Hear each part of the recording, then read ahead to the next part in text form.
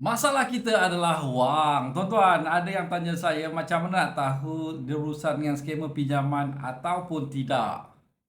Okey tuan-tuan, saya tahu ramai yang dah kena scam dan dia tahu anda terdesak, dia tahu anda gemuruh bila dah kata dah lulus. Dan saya ni tuan-tuan, saya ni jual laporan My Pocket. Saya jual laporan Sitos, saya jual laporan Experian. Kalau saya minta anda buat bayaran beli laporan tu, itu bukanlah maksudnya saya scam anda. Dan kalau anda beli pun, itu tidak bermaksud pinjaman anda akan diluluskan. Dan saya terima banyak aduan daripada follower saya yang berkata ada orang guna muka saya powder sampai 2,000, 3,000 ringgit lepas tu dah kena block.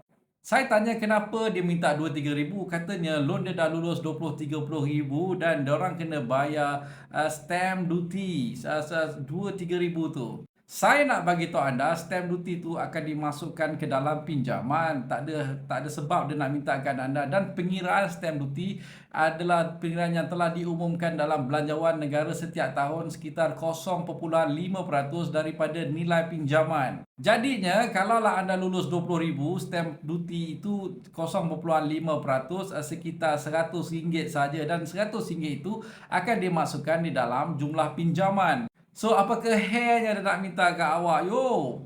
Jadi berhati-hatilah tuan-tuan, di My Loan dan My Pocket kami hanya minta anda dapatkan laporan pelapor kredit anda. Laporan Sitos kena beli, laporan Experian kena beli, laporan Speka pun kena beli. Kalau saya tak minta anda duit, maknanya saya lah sponsor anda. Ya, memang betul ramai yang saya sponsor tuan-tuan.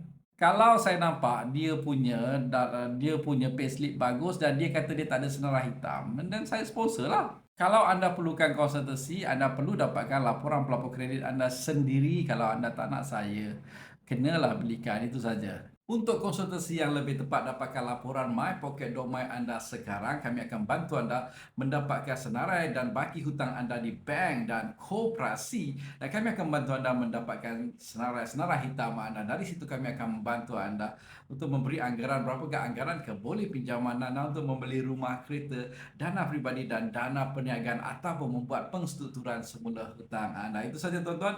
Dapatkan laporan My Pocket, solusi kewangan anda di sini.